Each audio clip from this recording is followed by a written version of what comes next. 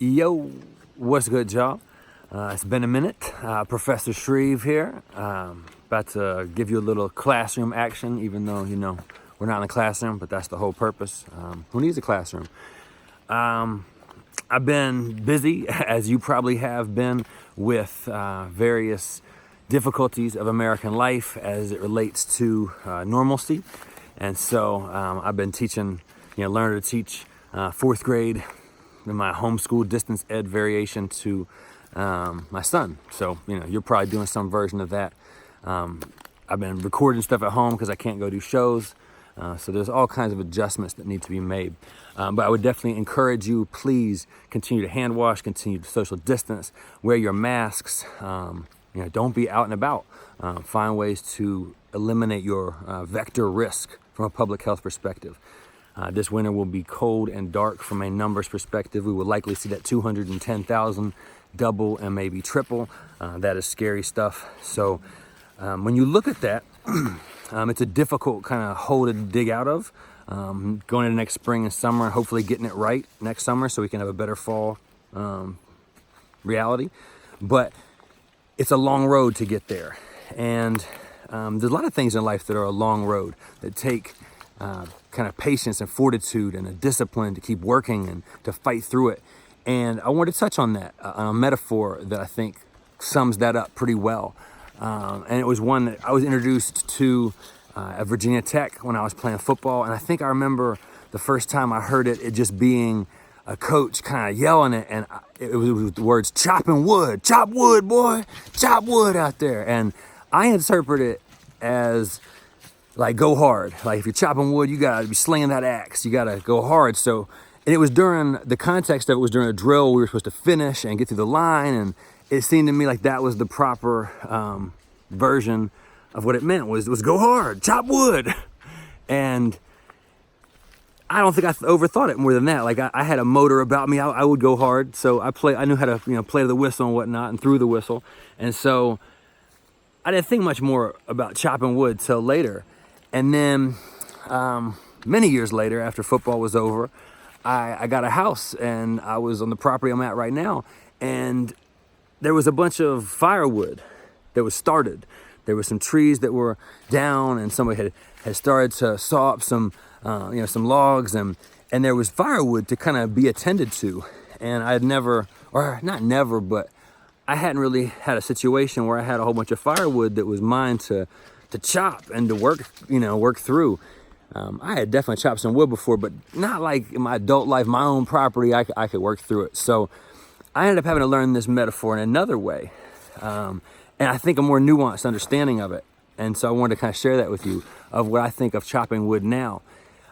If you have a big tree, if you have a big pile of wood, if you have a large amount of work that needs to be done, coronavirus is kind of like that right now. We have a lot of work to do to get these numbers going the right way, to get through the winter. It's not going to be done today. If you have, I used to work with folks trying to lose weight. If you're trying to lose 50 pounds or 20 pounds, it's not going to happen today in this workout. It's going to happen over the course of months, of years sometimes. So that long-term plan is the key thing. So that's what I learned about chopping wood was I wasn't going to chop all this wood today. If I tried to do too much, I almost threw my back out. And next thing I know, I can't even work it tomorrow. So I learned to pace myself. You're not going to chop this all today, but keep chopping wood.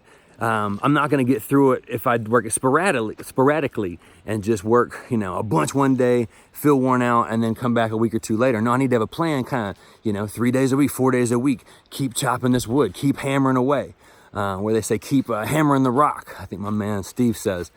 There's a lot of ways to look at this, but it's this idea of putting in the work regularly. There's many references to this idea that I can think of. The 10,000 hours idea for a master, to achieve mastery in something. The idea of a journey of 1,000 miles begins with a single step, and then step after step after step, continuing to make those small progresses. Other ways I think of addiction and recovery. If somebody's having to fight these internal battles and trying to stay away from drugs and alcohol, that's an every single day battle. Sometimes an every hour battle or every minute battle at times. Raising a child is one of those. You're going to keep having to kind of come back to being patient, to helping this little being learn how to navigate different situations. It's an everyday ongoing process. What else did I have here? Anything else related to that? I mean, anything athletically, you want to become better for next fall in football because somehow your team canceled its season. You want to, you want to achieve something in work. You want to achieve this new sales goal. You're going to have to put in work every day and continue to go towards that.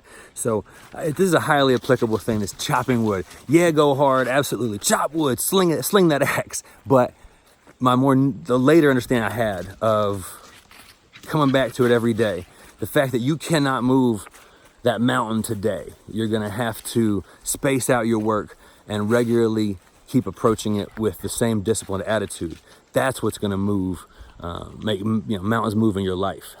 And so, what's part of that? It's your long-term habits. That's your attention to detail. That's how you work each and every day. So that steady attitude, that attention to detail, again, things like that will go a long way. But those are other topics.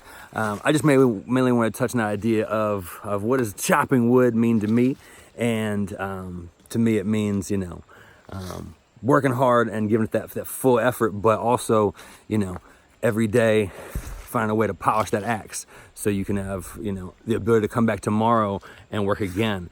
And, sometimes not overdoing it, but at the same time, every day coming back, over and over again. So with those masks, you're not going to be able to just take, I know it's weird to think about mask wearing as that, but it's not you just wearing that mask and washing your hands. Sometimes it's all winter.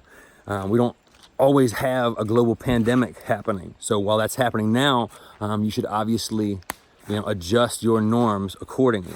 So I think that's most of what I got for chopping wood. That is your classroom update. Who needs a classroom? Everybody right now.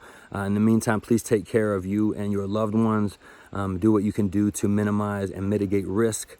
That's a huge thing for you and your family and your loved ones in 2020 in America. So thank y'all. Be well. Salute to y'all.